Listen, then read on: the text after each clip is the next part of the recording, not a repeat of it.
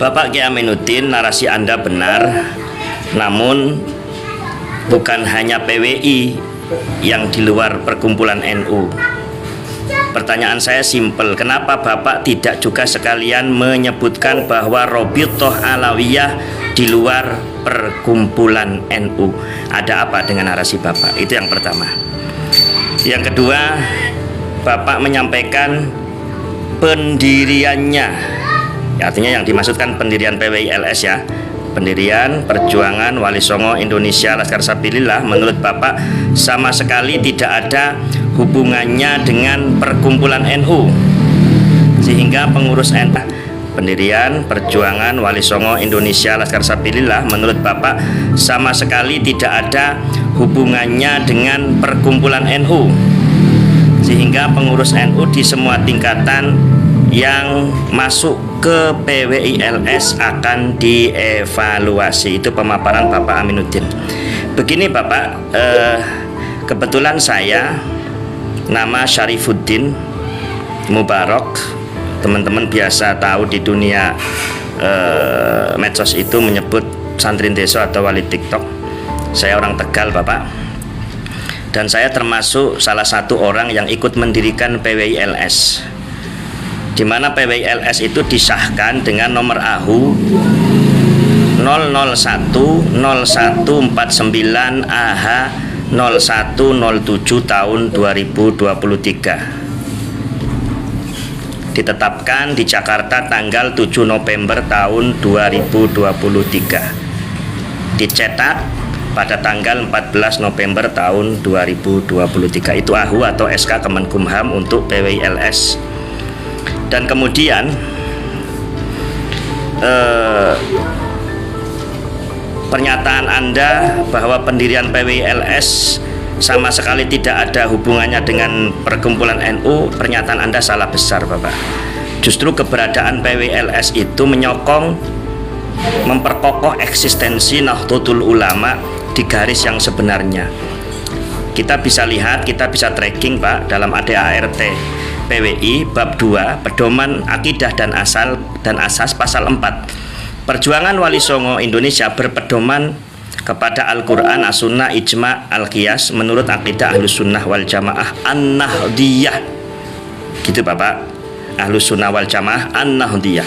Pasal kelima, Perjuangan Wali Songo Indonesia berakidah Islam menurut faham Ahlus Sunnah wal Jamaah An-Nahdiyah dalam bidang akidah mengikuti madhab Imam Abu Hasan Al-Asy'ari, Imam Abu Mansur Al-Maturidi.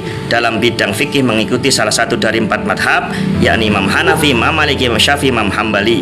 Dan dalam bidang tasawuf mengikuti madhab Imam Junaidi, Al-Baghdadi, dan Imam Abu Hamid Al-Ghazali.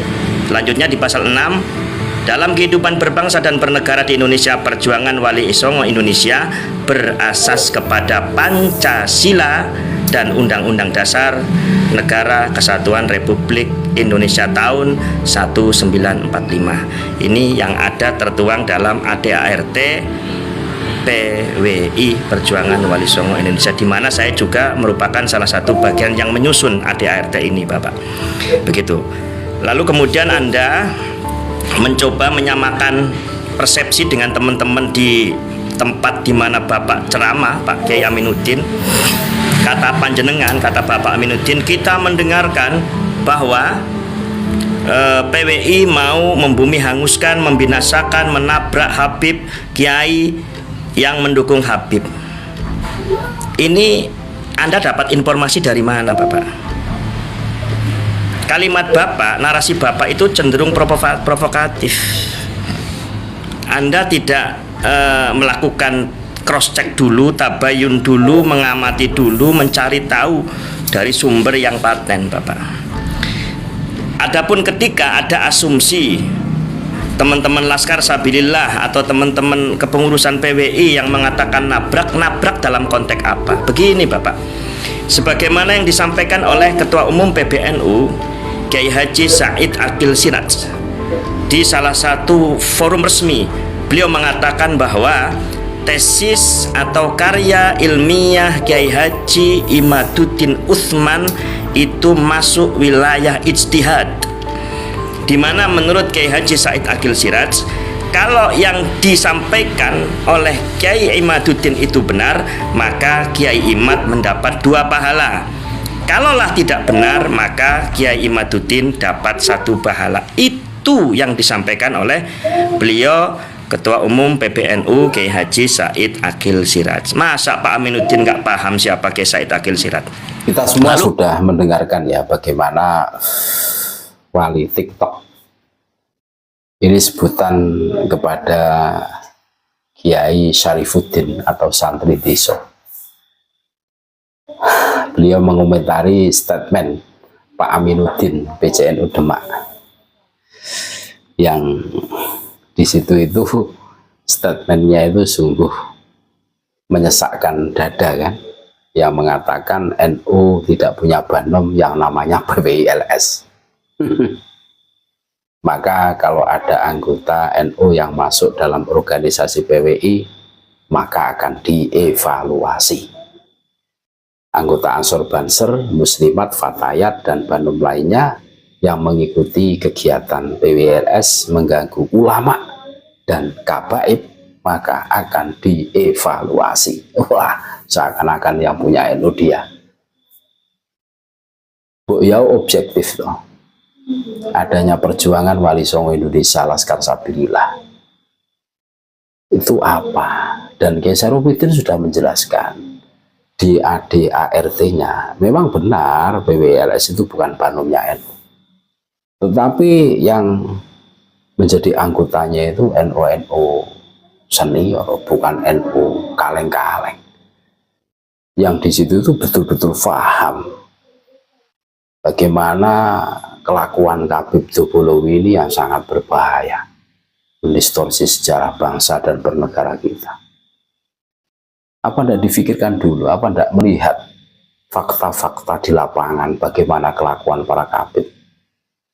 Apakah tidak merasakan dengan adanya perjuangan Wali Songo Indonesia Laskar Sabilillah, pendawiran turun drastis. Habib yang isinya dawir ke sana kemari itu sudah tidak berani lagi dawir. Habib yang berani membelokkan sejarah, memalsukan makam, hari ini tidak berani. Dan PWI yang berani meluruskan itu semua. Ini fakta. Bagaimana saudara-saudara kami, sahabat-sahabat kami berusaha untuk menghadang geng Pekalongan yang mau mengklaim bahwa Jatman itu hak cipta dia, di SK Kemenkumham kan. Dan alhamdulillah Kongres ke-13 sudah terlaksana dan sepakat memilih Rois Ali Jatman Kiai Haji Ahmad Halwani Nawawi Berjan. Kalau ini dibiarkan, lama-lama banomnya NU Jatman ini diakuisi oleh gerombolan mereka. Ini kan semakin kelihatan petanya itu loh. Kok mengatakan PWLS bukan banomnya NU? Ya memang benar, cuma bahasa-bahasa mau dievaluasi itu loh, yang menyakitkan, seakan-akan melakukan kesalahan besar kan gitu. Ini kan keterlaluan menurut kami. Mbok ya mikir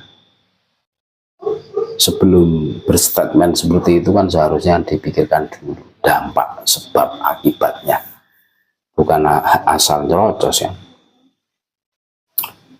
Nah iya, yang membentur-benturkan, yang memecah belah ulama dan habaib itu siapa? Tidak ada sebenarnya, tidak ada. Justru yang memecah belah umat ya para Habib itu dengan aksi 212, dengan mengatakan Habib Rizik gurunya NU, idolanya NU, terus Jatman yang di SK Kemenkumham kan. Ini justru belum lagi pembelokan sejarah, pemalsuan makam, kuburan yang di atas namakan kabar tebaran seluruh antero Nusantara. Kurang-kurang jelas apa fakta dan data bukti kelakuan para Habib. Memang kalau dicermati ini arahnya PCNU Demak ini mukibin ini, mukibinnya Habib gitu loh. Ini kan, wah, blunder ini. Justru tidak menguntungkan.